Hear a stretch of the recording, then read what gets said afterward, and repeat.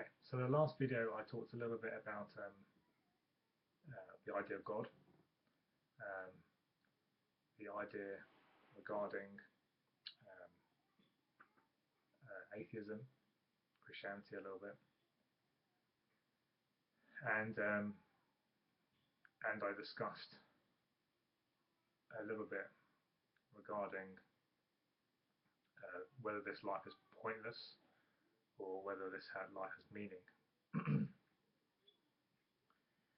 I touched on a few issues. I want to, at the moment I'm a little bit, just getting my thoughts out there, and I'll probably get into more detail at a later stage. Um, so this is just my daughter. So the idea of God is a can actually the logical idea of God is given an example in the Quran by Abraham. Now Abraham looked at the universe, and he looked at a planet, and he looked at the sun, and he looked at the moon, and he saw similarities between these. Their existence is similar. They are relative to each other. The sun being the biggest one, or the bigger one. And he reasoned a correct reasoning that they all disappeared, and they all went behind the horizon. Now, he therefore realized that they are finite, they are relative to each other, and that they are um, they are therefore not capable of being worshipped. He was reaching the idea of the greatest that is not relative, because he was looking at the universe, and he was realizing that all of these things are relative to each other. They are all like each other. Therefore, if you worship one, you have to worship all of them. And then you can say, well, you worship that, and you have to worship everything, because they are all like each other. For instance, if you worship one star, then you have to worship all the stars. Or if you worship one atom, then you have to worship all the atoms, because if this is equal, then they are both. If you say one is God, then or God, or some sort of God, then all of them must be the same. They must be all equal. So there is either all of them being gods or none of them being gods. But if all of them are, then there's no distinction between them. Therefore, they must all not be gods. If you understand, you follow my reasoning. So he rejected therefore the idea of the greater one. So the sun was the last one, and then he turned away from that, and he rejected the idea of this worshipping these things which are relative to each other, because the sun is also relative to these stars, the moon is relative to these other moons, the planets relative to other planets, and they're all relative to each other as well. They're all spheres. They all have a shape and a design. They're all, he didn't know at the time, but we know now that they are all created. The sun is so many billions of years old before it didn't exist, and it will die also, just like we are born and die, so the sun is born and dies, and so also the planets and the moons and everything. And the universe itself. The universe is self-relative. It's relative to itself, it's relative to its components, it is measurable. It is measurable relative to its components, light.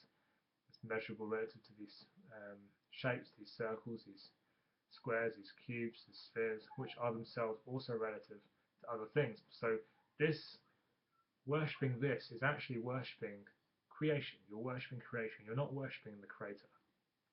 God, as we should understand God, is referred to in the Quran. God says that on the day of judgment, the day of resurrection, the heavens, the earth is in his fist, the heavens are folded in his hand or in its might. He uses hand as an allegorical understanding in this instance, but it means might or power. Hand, God, they're folded within. At the moment, God says they are expanding, therefore they will collapse to be um, folded. This is the supporting the crunch. Now, this idea is to tell us that the universe is contained or contained by God. And the Quran also says that God is eternal, is the first and the last, and also the Quran says that God is the inner and the outer. These are descriptions. These are descriptions of concepts, absolute concepts, to tell us who God is, because God is absolute. We can't understand exactly who God is, because God is far beyond the ability of our puny brains. However, we can have an idea about who God is, not to worship God's creation, Jesus, Muhammad, Gabriel, the Holy Spirit, as they like to call it. But all of these things, if we worship them, we are worshipping God's creation, God's servants. If you worship anything within this universe, you are rejecting God. You're rejecting the idea of God. Therefore, the Quran calls people who worship Jesus not mushrikin, not people who make partners with God, but God calls them kafirin, or kafirun, which means that they are rejecting God, because kafir is a description of, basically it's hiding something away. You conceal it, and they conceal truth knowingly or unknowingly. They conceal the truth about God, because God is not these things that they say that God is. God is something beyond that, and God is something beyond their understanding, and God is not like us, as the Quran says, and as logic dictates. Otherwise, if you say that exactly the same about the star, if you worship one star, you have to worship them all. If you worship one human, there's nothing to stop you worshiping them all, because there's a contradiction, and it opens up the box in your mind exactly, and then you can put whatever you want into that box. If you open up this contradiction, then you can put any contradiction in there, as long as it fits that same thing. For argument's sake, this is exactly what Hinduism does. Hinduism takes exactly the same idea with regard to Jesus, and it worships many avatars, they call them, and they put these. Then you can say however many you want, and you can say, and you can use any twisted logic um, to justify that. But the reality, the majority of people, and you watching this video, if you're a Christian, most likely it's because your parents are Christian. If you're Muslim, traditional following hadith and stuff, Sunni, Shia, Muslim, it's because your parents are Sunni or Shia. Because if you're Hindu, it's because your parents are Hindu. Maybe you've converted, but maybe you've converted for some reason. For some reason, you converted, your family, your spouse, and you wanted to join their religion. Your influence from other people, you thought those people were good people when you went to the place of worship, the synagogue, the mosque, the church. You thought, okay, these are good people, so I'll join this church and I'll have a community with myself. But having a community of yourself is not, it doesn't mean it's true. It just means you have a community, you have people supporting you, fine, but it doesn't mean that what you believe or what they believe is true. It just means that you have some supports with you. Now, to be honest, I don't have really a community. It's really just me and my wife. There are a few other Quranists. Not Quranists, I would describe myself as Muslim. There are a few other Muslims out there, Muslims who follow the Quran alone. And there are a variety of Muslims who follow the Quran alone. They have differences in opinion, they have differences in agreement. They don't all follow or believe what necessarily I believe, but we have some overlap in our beliefs. But there isn't really a massive community that I can rely on and go to dinner with and things like that. But that's not the point. The point is truth. The point is evidence. We'll come on to evidence at a later stage because I feel that I want to lay some foundations, an understanding of God from a logical perspective first, and then we can get on to evidence of God. Sometimes, and there have been instances in the past where people have challenged atheists and said, for instance, well, what evidence will you accept? And then they would say something like, oh, okay, in fact, somebody like Michael Shermer, the atheist, the skeptic magazine, I watched an interview of him, and he said that he would accept the existence of God if there was a significant amount of money put into his account.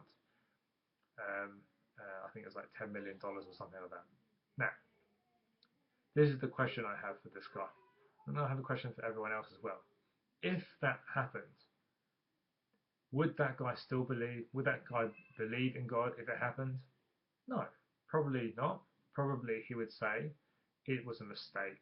Somebody put the money into my account mistakenly. It was a coincidence, a very small coincidence, but it happens. Small coincidences happen all the time. So he would therefore, even on his own criteria, he would still reject a miracle if it happened.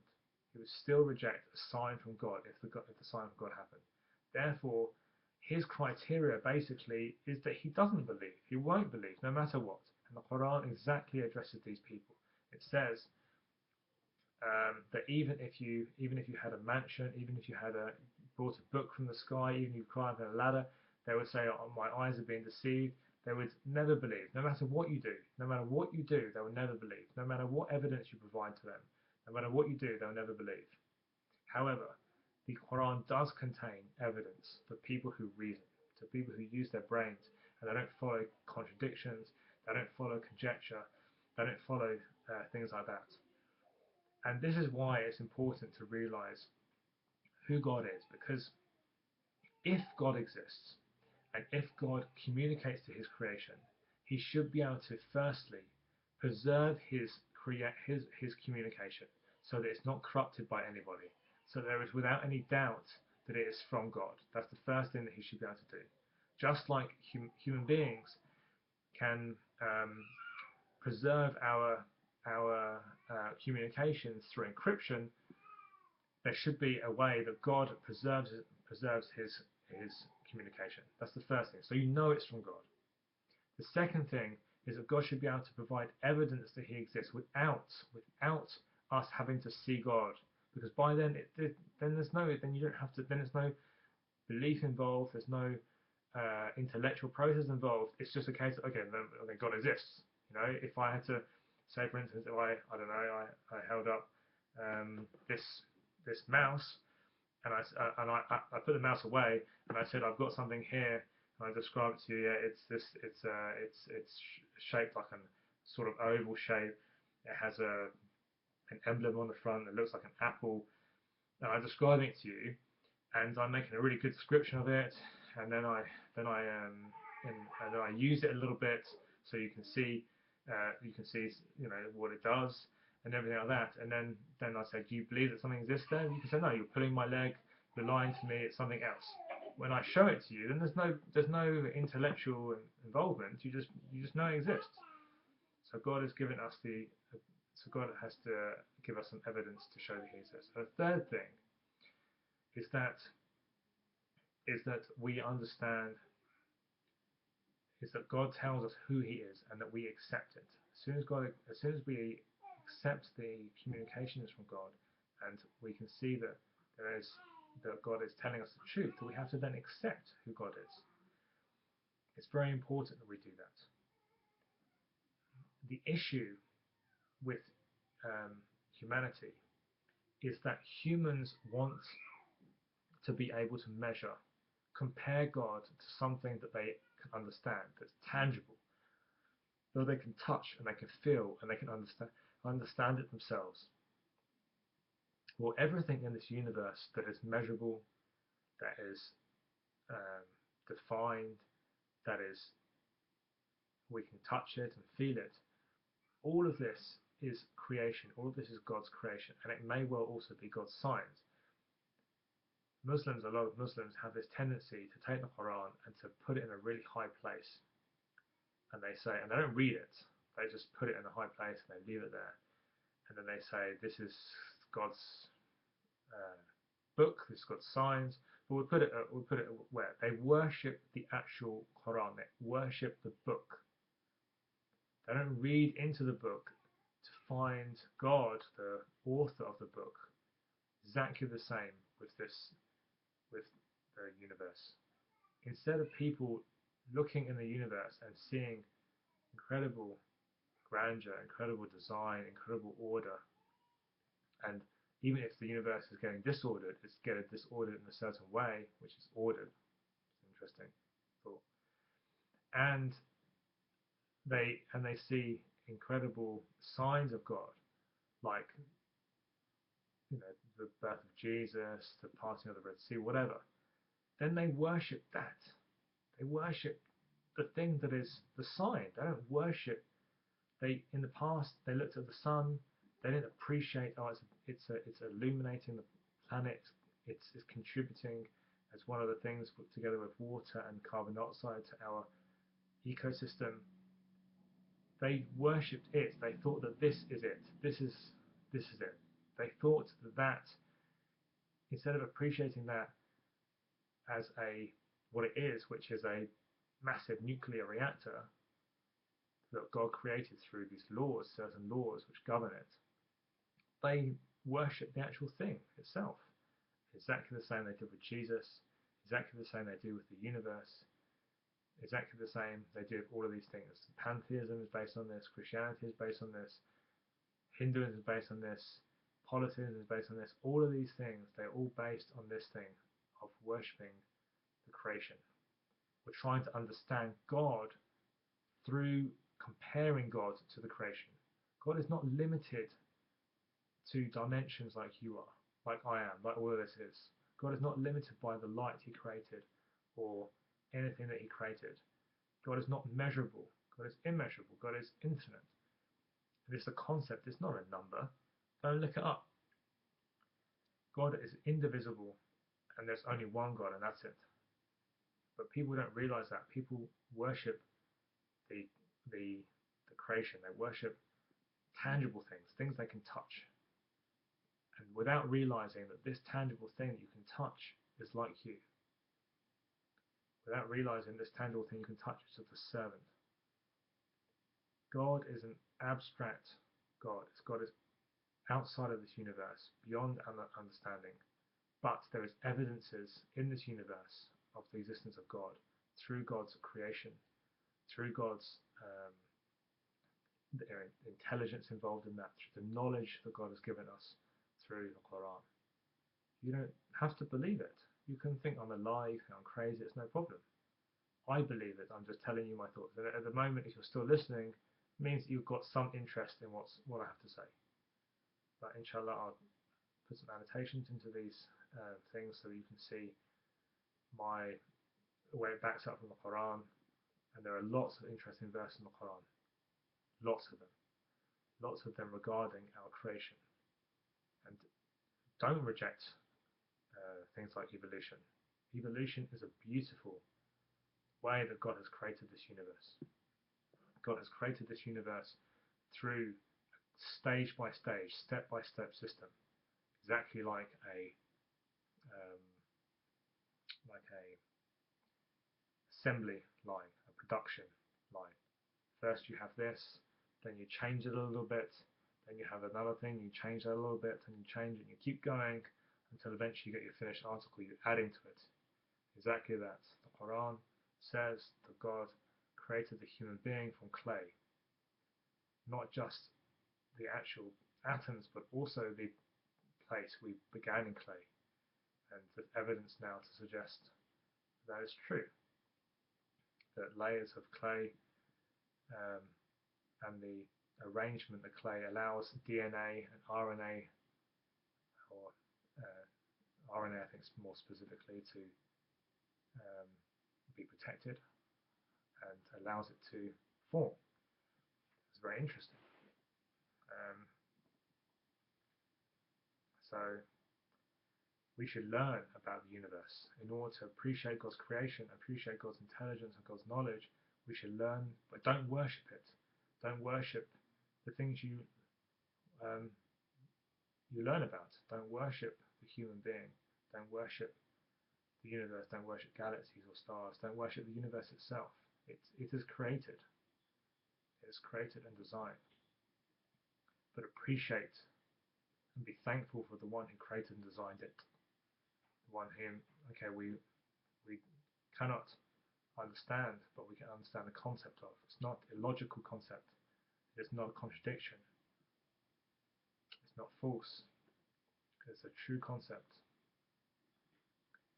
But it gives us an idea. And if the universe is created by God and God communicates with his creation, and that includes us, and tells us that there is something beyond this life, then we have meaning for this life. We can find also some meaning in here, but the more important thing is the meaning in the afterlife. That's the more important thing. Because this life is temporary. It's like an examination.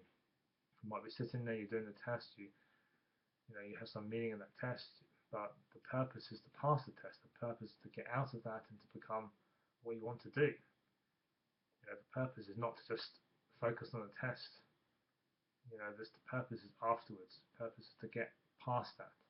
And this is exactly the thing. This is the purpose in this life, is to get past it, because on the day of judgment, according to the Quran, we will disown everybody.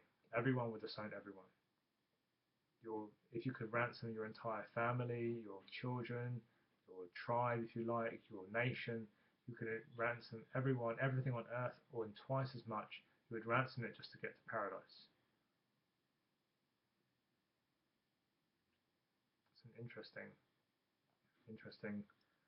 thought. Interesting thought. Either hell, which we'll discuss later because it's taken out of context and sometimes, or it's so bad a place to be, or paradise is such a good place to be, that we will ransom everything to get there. And you may say exactly the same that other people say. This is just tales from the past. This won't come to happen. It's far-fetched. It's not going to happen. You may be very skeptical, and probably at first you should be skeptical because it's a big claim. But then you have to research the claim. You have to research the book. You have to research the evidence. You have your brain to do so. You have to think about your life. What is the purpose of your life? Because life goes quick. If you were lucky, you could make it to living to 100 years old, if you were lucky. Or unlucky, whichever way you may think about it. If you want to go to heaven, you believe in God, and you think, oh, I don't want to wait 100 years. But if you're lucky, you'll make it to that age. Some people, they die in their 30s, some people die in their 20s, some people die in their 40s, some people die in their 50s. You might even be in that time. You might die tomorrow. But you have to think about your life and what it means. Because this is a transient life. It ends very quickly. It's just you're born and you're genetically programmed to die. You can't live forever. You may want to. Even if you could live forever, or live continuously, this universe can't. Even in your wishful thinking that you can live, this universe won't. This universe will die. The sun will die. The earth will die.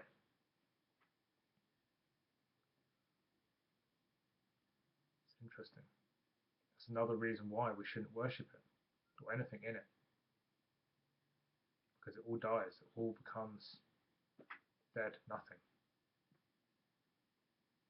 The Quran says that it goes back to being the way it was before. Non-existence, because God initiated, God originated the universe. In other words, there was nothing like it before. It didn't exist before. There's no model of it before. And God created the model of it. God created the manifold, the way it works, the design of it, the shapes, every shape, every concept, light, every shape that you know, everything that you know, every atom, the idea of an atom, the idea of parts of things, the idea of building things up, the idea of all of these laws, they're all created. They didn't exist. They're not eternal. Only God is eternal. These things are created. They serve God. They serve a purpose. So all of this, it goes from being non-existing to existing, and then expanding, then coming back, then back to non-existence again, and then God will recreate it again, because it is information. It's information. All of it is information. All of it is, God says to it be, and it is. The be is the information. The be is the arrangement, the design. Inshallah, we'll understand that more. Okay.